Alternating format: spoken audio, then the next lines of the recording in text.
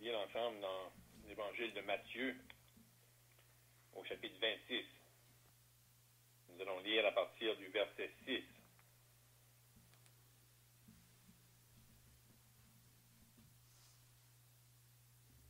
Comme Jésus était à Béthanie, dans la maison de Simon le lépreux, une femme s'approcha de lui, tenant un vase d'albâtre qui renfermait un parfum de grand prix. Et, pendant qu'il était à table, elle répandit le parfum sur sa tête. Les disciples, voyant cela, s'indignèrent et dirent: à quoi bon cette perte? On aurait pu vendre ce parfum très cher et en donner le prix aux pauvres. Jésus, s'en étant aperçu, leur dit: pourquoi faites-vous de la peine à cette femme? Elle a fait une bonne action à mon égard, car vous avez toujours des pauvres avec vous, mais vous ne m'avez pas toujours. En répandant ce parfum sur mon corps, elle l'a fait pour ma sépulture. Je vous le dis en vérité, partout où cette bonne nouvelle sera prêchée, dans le monde entier, on racontera aussi en mémoire de cette femme ce qu'elle a fait. Alors l'un des 12, appelé Judas Iscario, alla vers les principaux sacrificateurs et dit: que voulez-vous me donner? Et je vous le livrerai. Et ils lui payèrent 30 pièces d'argent. Depuis ce moment, il cherchait une occasion favorable pour livrer Jésus. Le premier jour des pains sans levain, les disciples s'adressèrent à Jésus pour lui dire: où veux-tu que nous te préparions le repas de la Pâque? Il répondit: allez à la ville chez un tel, et vous lui direz: le maître dit, mon temps est proche. Je ferai chez toi la Pâque avec mes disciples. Les disciples firent ce que Jésus leur avait ordonné, et ils préparèrent la Pâque. Le soir étant venu, il se mit à table avec les 12. Pendant qu'il mangeait, il dit: je vous le dis en vérité, l'un de vous me livrera. Ils furent profondément attristés, et chacun se mit à lui dire: est-ce moi, Seigneur? Il répondit: celui qui a mis avec moi la main dans le plat, c'est celui qui me livrera. Le Fils de l'homme s'en va selon ce qui est écrit de lui, mais malheur à l'homme par qui le Fils de l'homme est livré. Le Seigneur va bénir la lecture de ces saintes Écritures. Donc ici, on se trouve peu de temps avant que le Seigneur aille à la croix, et on va voir des attitudes différentes manifestées. Au début de ce qu'on a lu, on voit une femme qui va répandre du parfum sur la tête du Seigneur. On va voir ensuite les disciples qui vont s'indigner. Et vraiment, c'est un sentiment vraiment fort, une expression vraiment forte envers cette personne-là, cette femme-là, envers son action. On va voir ensuite comment un des 12, Judas, qui était traître, comment il va aller voir les sacrificateurs, les principaux sacrificateurs, et comment il va s'entendre avec eux pour livrer le Seigneur. Et comment ces gens-là vont être dans la joie et ils vont donner une somme d'argent à Judas. Là, ensuite, on a lu comment le Seigneur va prendre la Pâque une dernière fois avec les siens. Donc, c'est vraiment, puis on sait que le Seigneur, ailleurs, on peut lire dans notre évangile comment il avait désiré vivement manger cette Pâque avec ses disciples. On a des sentiments exprimés de la part d'une femme, de la part des disciples. On a aussi la réaction du Seigneur dans cette situation-là. Comment lui, qui savait toutes choses, était conscient de cette action-là que la femme avait faite, et lui pouvait l'apprécier. Il savait qu'il restait très peu de temps avant qu'il aille à la croix. Et il va faire référence à cette action-là comme quoi la femme faisait ça pour sa sépulture. Dans cette atmosphère-là, on voit Judas qui va aller s'entretenir avec ces hommes religieux-là pour livrer le Seigneur. Puis, comme on vient de mentionner, les sentiments du Seigneur, lui, envers les siens. Il y a beaucoup de choses exprimées en peu de temps. Et certainement, on pourra regarder à chacune de ces actions et qu'est-ce qui motivait ces actions-là, ou ces réactions-là aussi. Parce que vraiment, la femme, sans qu'on a beaucoup de détails, on peut quand même voir à la surface que cette femme-là, elle appréciait le Seigneur. Elle avait entre ses mains un parfum de grand prix. Elle était prête à le donner au Seigneur, de le répandre sur lui. Ça nous donne une idée de l'estimation du Seigneur pour elle. Comment le Seigneur valait. Certainement, en contraste, on va voir comment les chefs religieux, ils vont donner de l'argent à Judas.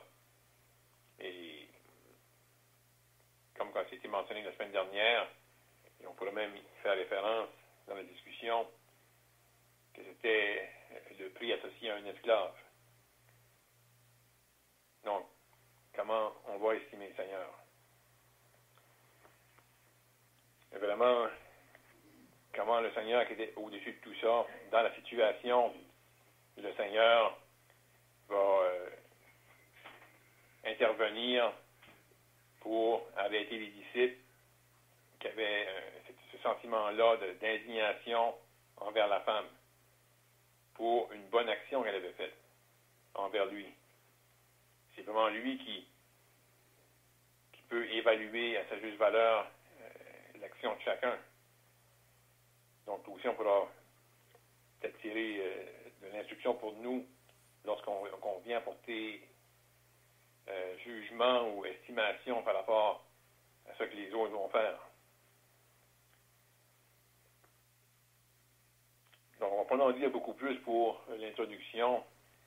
On laisse l'étude ouverte et on encourage les frères à participer par des commentaires, des questions.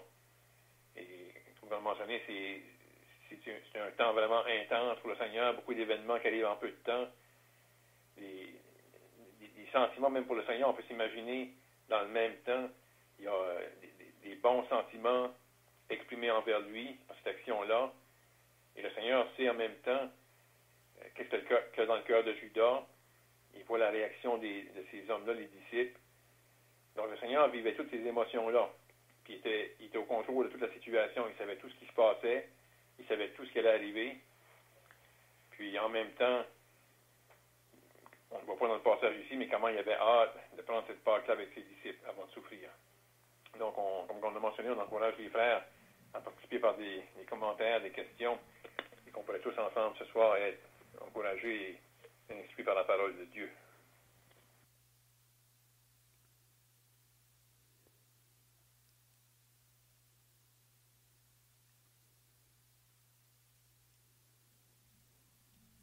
Donc ici, on voit Jésus à Béthanie.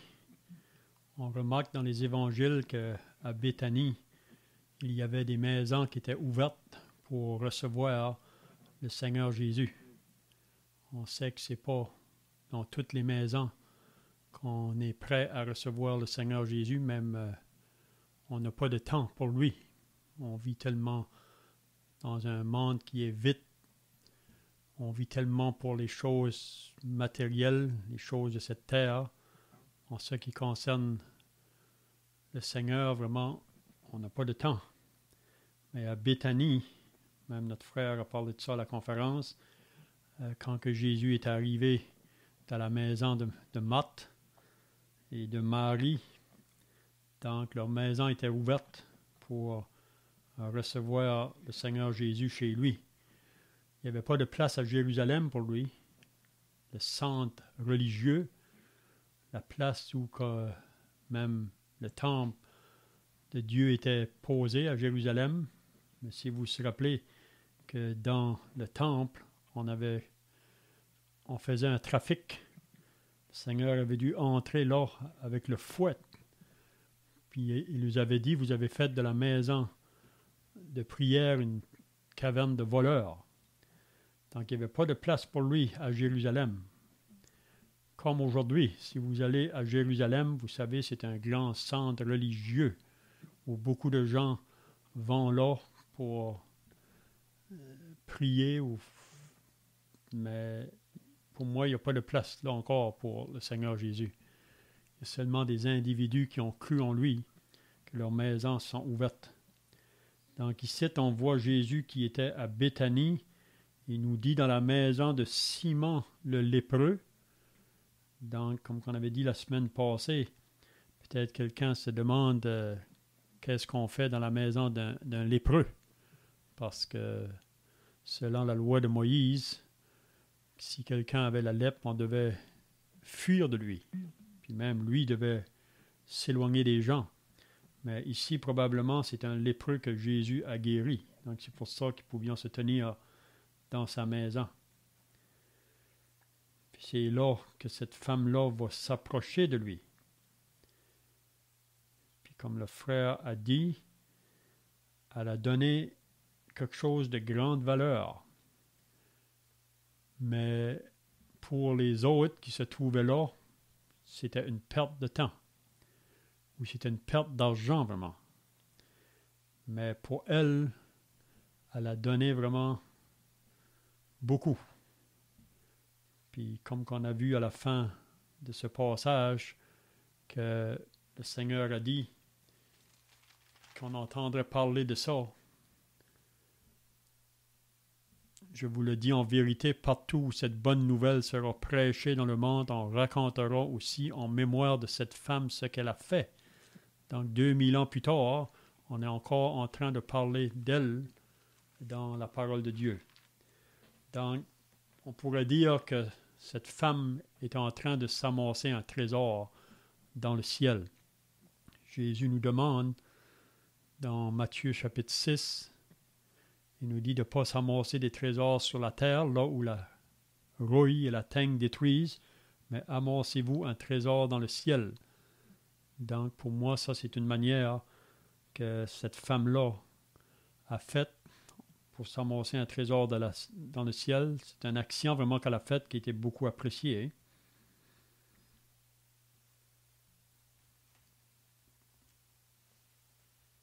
Lorsqu'on lit dans l'Évangile de Luc, au chapitre 7, là, ça nous parle de l'onction des pieds et de la tête. C'était une marque habituelle d'hospitalité, de référence, de déférence. Mais parmi ceux qui suivaient Jésus, seule Marie de Béthanie avait compris l'annonce répétée de la mort et de la résurrection à venir.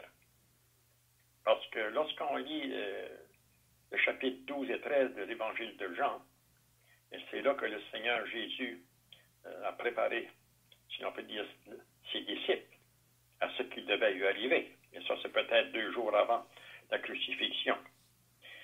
Mais les disciples ne semblaient pas comprendre ce qui allait arriver, parce que pour eux autres, c'était impossible que leur maître allait partir. C'est pour ça qu'au chapitre 14, que le Seigneur Jésus leur dit que votre cœur ne se trouble point. Croyez en Dieu et croyez en moi. Ainsi de suite. cette femme avait certainement compris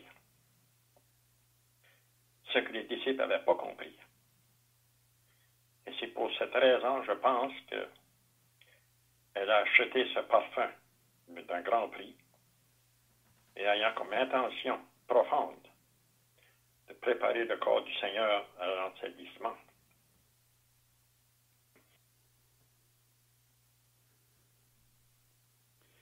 Ici, la femme n'est pas mentionnée, là, mais ici, un parfum de grand prix, là, dans l'Évangile de Jean, ça nous dit que ce parfum-là a coûté 300 deniers. Donc, est-ce qu'on peut avoir des éclaircissements sur que 300 deniers, c'est quoi? C'est-il chose qui est chère, ou bien c'est-il que cette personne-là, cette femme-là a travaillé beaucoup ou plusieurs semaines pour ramasser pour acheter ce parfum-là?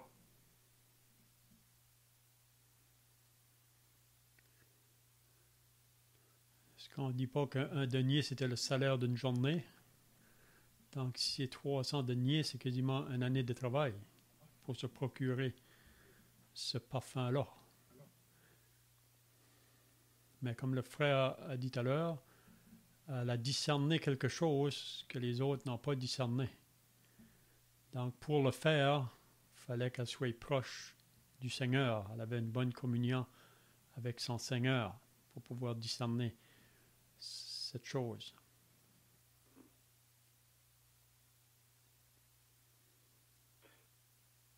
Ben, cette femme, c'est Marie. Je pense que elle n'est pas mentionnée, cette là, au verset 7, mais c'était Marie, ça y est, la femme?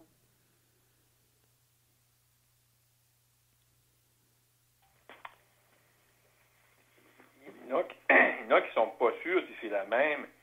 Il y a quelques différences entre le récit qu'on lit ici puis dans Jean chapitre 12. Les deux événements se ressemblent, mais il y a des petits détails qui pourraient laisser croire que c'est pas la même personne. Moi, je ne l'ai pas étudié assez à fond, mais ici, on est 2 jours avant la Pâque. Puis dans Jean 12, je pense qu'on est 6 jours avant la Pâque. Puis ceux qui pensent que ça pourrait être 2 femmes différentes, même si les événements se ressemblent, ils ont fait ressortir qu'il y a plusieurs endroits dans les évangiles qu'on trouve des événements qui sont similaires. Il y a eu plus qu'une fois qu'un aveugle qui était guéri.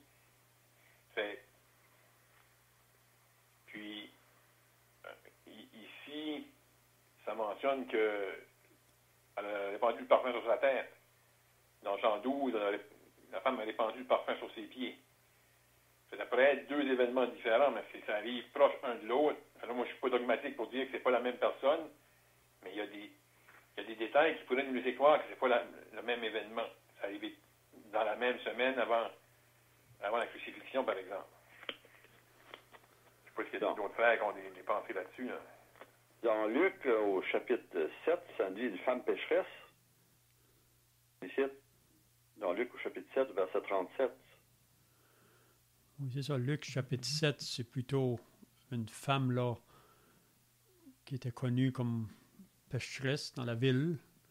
Mais quand elle vient, ça nous dit qu'elle vient dans la maison de Simon le pharisien. Parce que c'est Simon qui avait invité Jésus à venir chez lui. On sait que les pharisiens parfois invitaient Jésus, mais c'était toujours dans le but de le prendre au piège ou le mettre à l'épreuve. Mais vous savez que cette femme pécheresse n'était pas la bienvenue là chez Simon le pharisien, parce que les pharisiens regardaient ces personnes-là comme impures. Les publicains ou les gens de mauvaise vie, on ne faisait pas aucune affaire avec eux autres. Mais quand cette femme-là est venue, probablement qu'elle a entendu parler que Jésus était là, dans cette maison-là. Puis cette femme-là était fatiguée. Elle était chargée de son péché. Puis si vous vous rappelez, elle est venue, ça dit par en arrière, puis elle s'est jetée aux pieds du Seigneur, puis elle a versé des larmes sur ses pieds. C'est pas du parfum, là, c'est ses larmes qu'elle a versées sur les pieds du Seigneur, puis ensuite elle les a essuyées avec ses cheveux. Puis si vous vous rappelez, le pharisien, Simon, dans son cœur, il disait en lui-même, si cet homme était prophète, il ne se laisserait pas toucher par cette femme. Parce que pour le pharisien, c'était vraiment une femme qui était impure. Puis vous vous rappelez ce que Jésus a dit après la parabole, là. Mais je ne pense pas que dans Luc 7, c'est la même femme. Puis comme le frère a dit tout à l'heure aussi, que dans Matthieu 26, puis dans Marc au chapitre 14, on dirait là qu'ils parlent de la même chose parce qu'ils disent tous les deux que cette femme-là a versé ce parfum sur la tête de Jésus, sur la tête. Donc, comme le frère Claude a dit tout à l'heure, dans Jean 12, on voit qu'elle a versé sur ses pieds. Donc, peut-être c'est deux événements différents, mais comme qui a été dit, il y en a qui pensent que c'est le même événement. Puis si c'est le même événement, donc ça nous parlerait de Marie, de Béthanie. Et c'est elle, la sœur de Lazare et de Marthe. Alors, cette femme pécheresse-là, là, le Seigneur a dit plus loin, là, c'est pourquoi tu l'as dit, ses nombreux péchés ont été pardonnés, car elle a beaucoup aimé. Et après ça, il dit à la femme, tes péchés sont pardonnés. Donc, cette femme-là a eu ses péchés pardonnés. Tout là, en faisant cette action, ou bien elle était proche du Seigneur pour faire ça. Mm-hmm.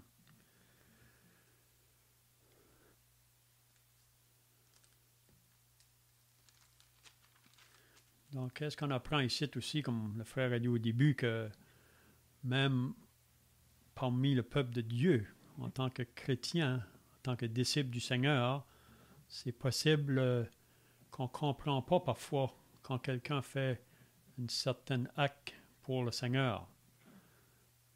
Et donc, pour moi, pour pouvoir comprendre les actes qui sont faits pour le Seigneur, il nous faut qu'on soit dans des conditions spirituelles.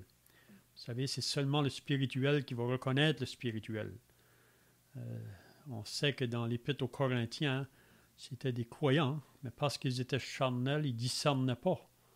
Même ils ne discernaient pas que l'apôtre Paul était réellement apôtre, là, qui avait été appelé du Seigneur.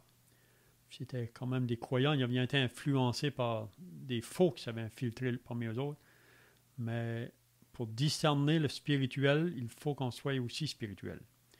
Donc ici, on voit, comme le frère a dit tout à l'heure, les disciples n'ont pas compris cette action-là qu'elle a faite. Parce que pour les disciples, il y a de la difficulté eux-mêmes de comprendre que Jésus va mourir là. Ils ne pouvaient pas comprendre ça dans leur pensée. Pourtant, tous les prophètes de l'Ancien Testament, la plupart mentionnaient la mort de Jésus et ses souffrances. Hein? Mais pour les autres, ça nous dit, c'est fort, comme le frère disait au début, les disciples, voyant cela, s'indignèrent. Donc, ils ont eu un certain mépris de ce que cette femme-là a fait. À quoi bon cette perte? Donc, pour les autres, c'était une perte. Puis aujourd'hui encore, si vous travaillez dans l'Évangile ou si vous faites un service pour le Seigneur, pour le monde autour, ça peut être regardé comme une perte de temps. On entend ça souvent, vous perdez votre temps. Donc, mais ça peut venir même de la pensée des disciples, qu'on ne comprend pas parfois un autre qui fait un certain acte pour le Seigneur. Hein?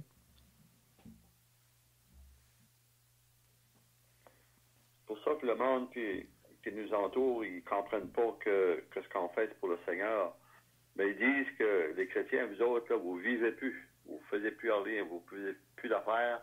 Vous n'allez pas dans telle place, dans telle place. Mais eux autres, ils sont, comme étant convertis, ils ne comprennent pas que qu'est-ce qu'on fait. Moi, les petites choses qu'on fait, donc on fait ça pour le Seigneur. C'est comme cette femme ici. Les disciples, là, je pense que les disciples ont été irrités que cette femme a fait, là. Ici. Puis le Seigneur s'en est aperçu, il dit, pourquoi faites-vous de l'appel à cette femme? Elle a fait une bonne action. Parce qu'il a dit, vous avez toujours des pauvres avec vous, mais vous ne m'avez pas toujours. Donc, le Seigneur, ici, par ses paroles, annonçait, moi, je pense, qu'il allait bientôt partir de ce monde. Mm-hmm.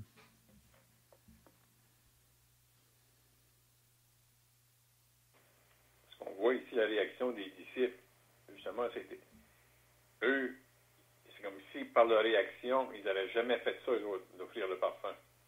Ils ont été tellement dérangés par l'action de cette femme-là, c'est comme si cette action-là allait à l'encontre de qu'est-ce qui devait être fait. Parce qu'on a un peu, cette expression-là est indignée.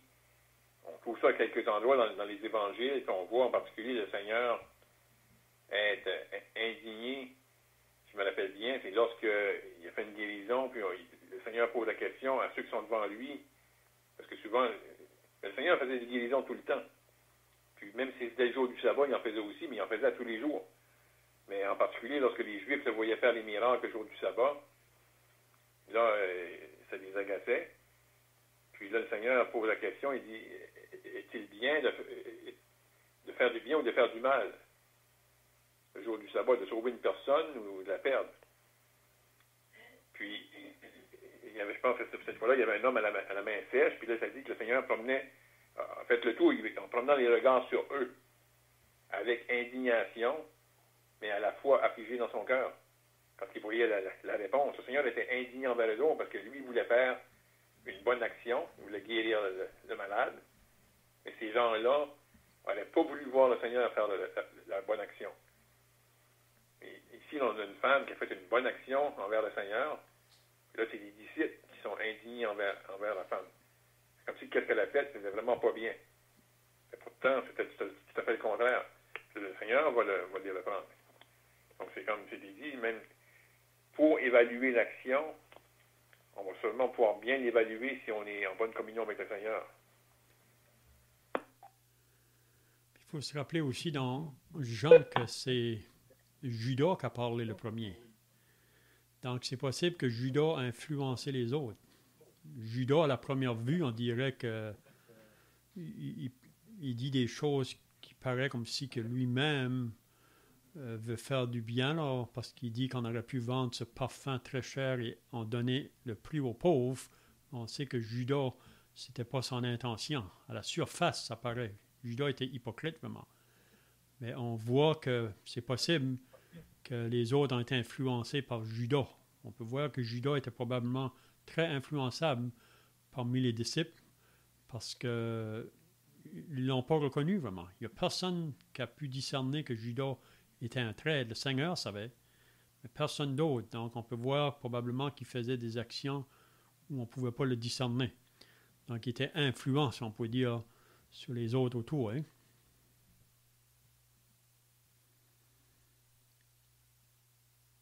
Que Marie avait compris ça, elle, que le Seigneur devait mourir. Oui, probablement c'est ça. Comme André disait au début, elle a eu un discernement que les autres n'ont pas eu, là. Parce qu'elle a fait ça pour sa sépulture, c'est ça que Jésus dit après. Donc, elle a discerné quelque chose que les autres n'ont pas discerné. Puis on peut voir dans la parole, vous savez, il y a plusieurs femmes qui suivaient le Seigneur, même dans son ministère public, là. On lit ça dans Luc au chapitre 8, quand il allait de ville en ville, de village en village. Il y avait plusieurs femmes qui l'assistaient de ses biens. Puis une parmi les autres, c'était Marie de Magdala, Marie-Madeleine. Elle aussi, vous savez, c'est la femme que le Seigneur avait délivrée de 7 démons. Donc, on peut penser à cette femme-là, avant que le Seigneur la délivrée, elle était dans une condition terrible. Mais après que le Seigneur l'a délivrée, elle s'est attachée au Seigneur, puis elle a voulu le suivre jusqu'à ce qu'il ait été mis à mort. Puis même, c'est à elle que le Seigneur Jésus est apparu la première, le jour de la résurrection. Oui? Donc, on voit que, même on peut voir ça encore aujourd'hui, souvent les femmes ont un attachement que souvent les frères n'ont pas face au Seigneur. Même une femme peut être plus dévouée que les frères. Hein? On peut voir ça.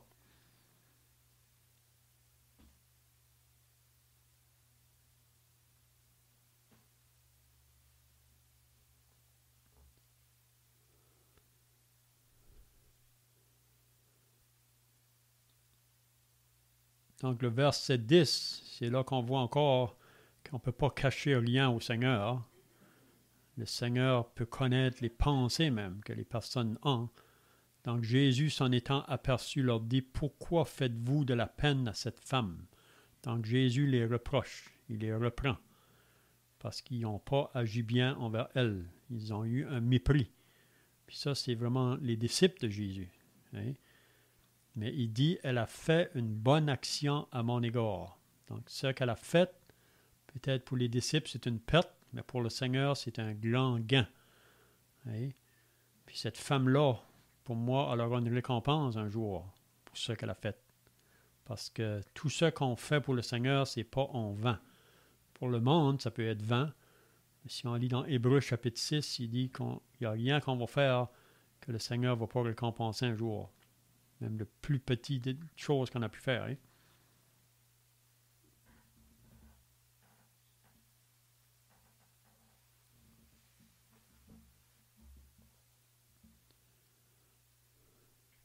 On sait aussi que c'est à une femme que le Seigneur Jésus s'est fait connaître juste après sa résurrection. Donc, on peut voir là aussi que les femmes ont vraiment de l'importance pour le Seigneur Jésus.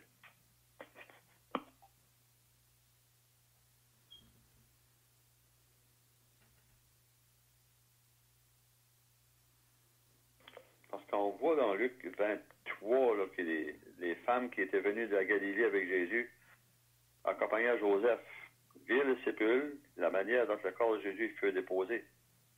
Sans temps retourné, elles préparèrent des aromates et des parfums. Puis elles se reposèrent le jour du sabbat selon la loi. Donc, ces femmes-là ont préparé quelque chose pour le Seigneur. Des aromates et des parfums. En pensant qu'elles, eux autres, ils allaient faire quelque chose pour le Seigneur. C'est comme cette femme ici qui a répandu le parfum sur le Seigneur.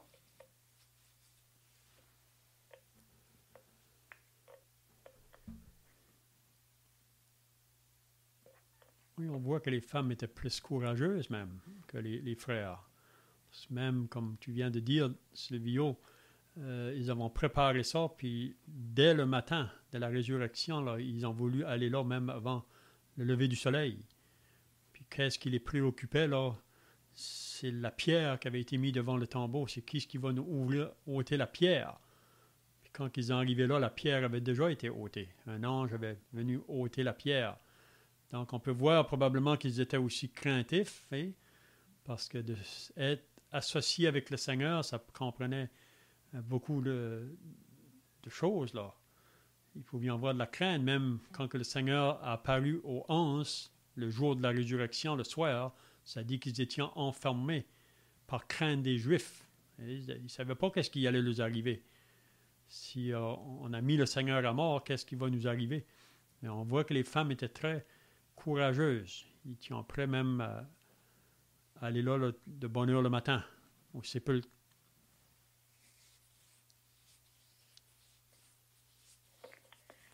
C'est ça qu'il dit au commencement du chapitre 24. Là. Ça rendu au sépulcre les grands matins portant les aromates qu'elle avait préparés. Donc, il avait préparé quelque chose pour le Seigneur. Comme tu dis, Léon, là, la pierre avait été roulée aussi devant le sépulcre. Mais ça nous dit au verset 4, elle ne savait que penser de ceci, de cela. Il y a des hommes qui sont apparus en habits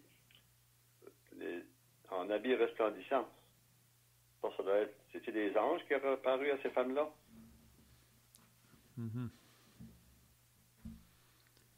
C'est ça.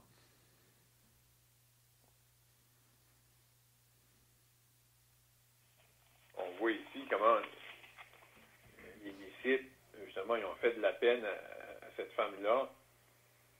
Puis le Seigneur est intervenu, mais on voit, elle, pas seulement quand elle a fait l'action, elle avait de la joie. Mais eux, ils viennent puis ils sèment le doute. Ils donnent l'impression qu'elle a gaspillé ça. C'est sûr qu'il y avait des temps qu'il y avait les disciples donnaient de l'argent aux pauvres, puis ils faisaient des choses pour les pauvres. Et là, le Seigneur va venir l'encourager, il va intervenir dans cette action-là, ou cette attitude-là des disciples qui est indigne envers elle.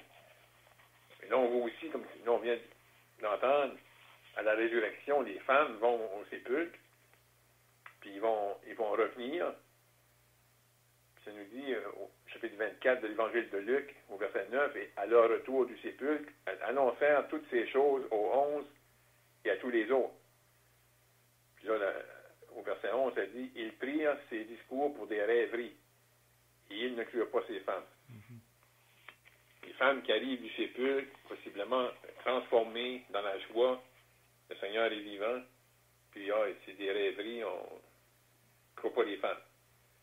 Mais ces femmes-là, justement, qui étaient proches du Seigneur avant, ils sont encore proches du Seigneur, puis eux se réjouissent.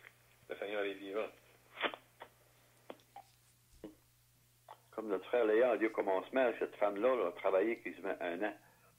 Donc, elle voulait donner quelque chose au Seigneur. Son cœur était porté à économiser ou quelque chose à travailler pour ce parfum-là. Elle voulait donner quelque chose au Seigneur.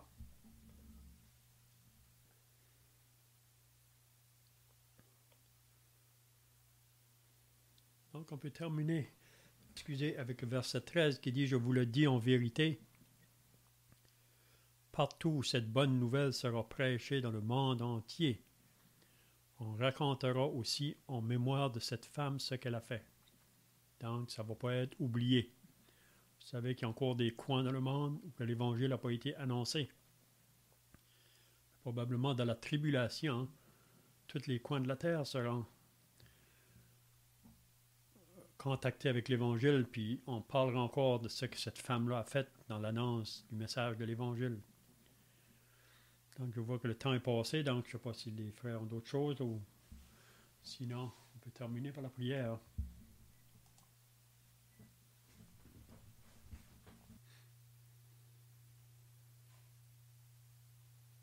Seigneur Jésus-Christ, nous voulons, en terminant, encore venir devant toi dans la prière. Et Père, on est reconnaissant pour ton amour si grand manifesté envers nous. Lorsque on pense qu'on était dans nos péchés, sans espérance, et comment tu as fait en sorte que la bonne nouvelle puisse venir jusqu'à nous. Cette bonne nouvelle qui nous a révélé ton Fils, comme celui qui était venu dans le monde pour chercher et sauver ce qui était perdu. Et comment il est allé à la croix pour s'offrir lui-même en sacrifice pour nos péchés. On te remercie pour ce si grand salut qu'on a reçu en lui, pour l'espérance qu'on a en lui. On sait que bientôt, on va aller à sa rencontre dans les airs. Ça va être un jour merveilleux où les croyants qui, à travers les âges, depuis que l'Église a commencé, tous ensemble, on va aller à sa rencontre sur les nuées. Ça va être un jour de réjouissance. Et jusqu'à ce jour, Père, on te prie que tu puisses nous garder, nous préserver. On pourrait avoir nos regards fixés en haut, d'où bientôt ton Fils va revenir pour nous prendre.